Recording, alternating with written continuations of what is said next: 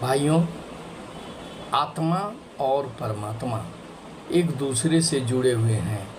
बहुत सारे लोगों ने परमात्मा के बारे में, आत्मा के बारे में आप लोगों को बताया होगा, आप लोगों ने सुना होगा।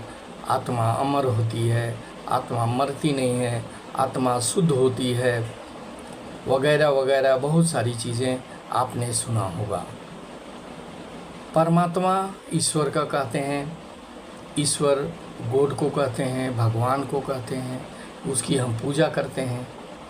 परमात्मा मतलब भगवान, लेकिन ऐसी बात नहीं है। परमात्मा एक विशाल आत्माओं का समूह है। जिस प्रकार से गैलेक्सी, तारामंडल हुआ करते हैं, उसी प्रकार से आत्मा विशाल, हमसे, हमारे पृथ्वी से, हमारे जीवन से बहुत दूर अवस्थित है परमात्मा या परा आत्मा। उसी परा आत्मा का हम एक अंश हैं। इस दुनिया में जितने भी जीव हैं, सजीव हैं, वह सभी परमात्मा के अंश हैं और हर किसी में आत्मा होती है। आत्मा न तो जन्म लेती है, न ही मरती है। सिर्फ वह एक शरीर से दूसरे शरीर में आती जाती रहती है। समुद्र के एक कण पानी की तरह हम हैं। हमारा आत्मा एकदम छोटा रूप में अवस्थित है हमारे अंदर, और वही परमात्मा का एक रूप है। इस परमात्मा को कोई समझ नहीं पाता। इधर से उधर सभी भगवान को, परमात्मा को खोजते फिरते हैं। कोई कुछ करता है, कोई कुछ करता है, लेकिन अपने अंदर कभी झांक कर नहीं देखता कि उसके अंदर ही भगवान हरदम बैठे हुए हैं। अगर वो नहीं होंगे, एक सेकंड के लिए भी वो हमसे बिछड़ जाएंगे, तो हमारा प्राण निर्जीव बन जाएगा। ये निश्चित है। हमको ना तो मंदिर में खोजने की ज़रूरत है, ना मस्जिद में खोजने की ज़रूरत है, कहीं खोजने की ज़रूरत नहीं। हमारे अंदर ही हमारे ईश्वर, हमारे परमात्मा, हमारे गॉड सभी हमारे अंदर ही अवस्थित है। क्योंकि परमात्मा का मतलब होता है भगवान, गॉड, ईश्वर, अल्लाह, एक शक्तिशाली, पराक्रमी रूप जो इस दुनिया को चलाता है। उसके बिना न तो हम चल सकते हैं, न ये दुनिया चल सकती है। उसके आदेश के बिना न कोई काम हम कर सकते हैं, न कोई काम नेचर कर सकता है। परमात्मा सभी आत्माओं का सम्मिलन है, यूनियन है। वो विशाल रूप है। हम जितना दिन जीवित रहते हैं, हमारा आत्मा हमारे शरीर के अंदर रहती है, लेकिन ज्यों ही हमारी मृत्यु हो जाती है, वो आत्मा निकलकर पुनः परमात्मा में लीन हो जाती है। हम जितने भी गलत काम क्यों न करते हों, कितने भी बुराई क्यों न करते हों, लेकिन हमारी आत्मा कभी दूषित नहीं होती, प्रदूषित नहीं होती, पाप से कभी नहीं भरती। आत्मा निश्चल होती है, निर्विकार होती है, आत्मा पवित्र होती है। जब हम मरते हैं, हम इस दुनिया को छोड़कर चले जाते हैं, उससे पहले ही आत्मा हमें छोड़कर चली जाती है परमात्मा के पास, और परमात्मा जहाँ उसे भेजता है वहाँ पुनः वह चला जाता है। हमारे शरीर को चलाने वाला हमारा मन होता है, हमारा विचार होता है, हमारी इच्छाएं होती हैं, और उसी इच्छा और मन के अनुसार हम काम करते हैं।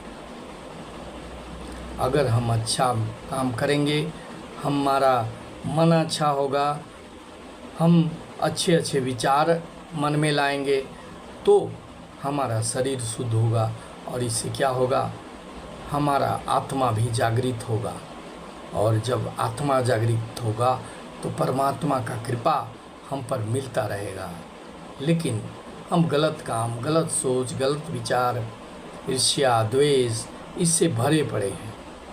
हम जब से जन्म होश संभालते हैं तब से इन जंजालों में जकड़ते चले जाते हैं और इसका परिणाम होता है कि हमारा शरीर के अंदर मौजूद परमात्मा का अंश भी हमसे खफा हो जाता है। वह भी हमें आशीर्वाद नहीं देता। वह एक कैदी की तरह हमारे शरीर के अंदर वो बैठा रहता है और जब भी मौका मिलता है वह हमें छोड़कर चला जाता है। इसलिए हमें अच्छा काम करना चाहिए, अच्छी बातें सोचनी चाहिए, भलाई करना चाहिए, परोपकार करना चाहिए, जिसके कारण कि हमारा शरीर पवित्र हो और उसमें अवस्थित आत्मा को भी खुशी हो।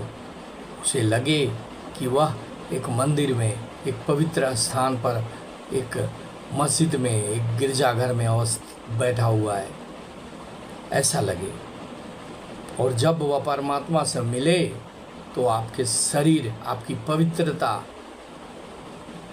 को वह परमात्मा को बताए और जब ज़रूरत हो तब आपको स्वर्ग का दरवाज़ा खोलने में भी वह मददगार साबित हो। लेकिन हम इन बातों को जानते ही नहीं, सोचते ही नहीं, समझते ही नहीं। हम भटकते रहते हैं, हम शांति की खोज में इधर से उधर होते रहते हैं, हम काम करते हैं, बहुत सारे कार्य में लगे रहते हैं। हमारे पास समय ही नहीं होता कि हम अपने आप को समझें, अपने आप को देखें कि हम हैं क्या, हमारे अंदर क्या है, हम क्या कर सकते हैं, हम क्या नहीं कर सकते हैं। हम सब कुछ कर सकते हैं। परमात्मा के यह एक अनमोल देन है। प्रकृति ने हमें बड़ा सोच समझकर बनाया है। इसका सदुपयोग करना चाहिए, परोपकार में लगाना चाहिए, प्राकृतिक संरक्षण में ये हमारे जीवन को लगाना चाहिए, प्रदूषण हटाने में, जीवन को सुखी बनाने में, लोगों की भलाई करने में इस शरीर को लगानी चाहिए, ताकि हमारे अंदर बैठा परमात्मा, जिसे हम आत्मा कहते हैं, वह खुश हो। और जब वह खुश हो जाएगा तो हमारा सारा जीवन सफल हो जाएगा। इस बात को ध्यान देने की आवश्यकता है। अगर हम इन बातों को समझ जाएंगे तो हमें परमात्मा के लिए इधर उधर भटकने की ज़रूरत नहीं है। इसके लिए ज़रूरत है आत्मचिंतन की। आत्मचिंतन कैसे आएगा? योगाभ्यास से आएगा, निश्चिंत होकर चिंतन करने से आएगा, एकांतवास करने से आएगा।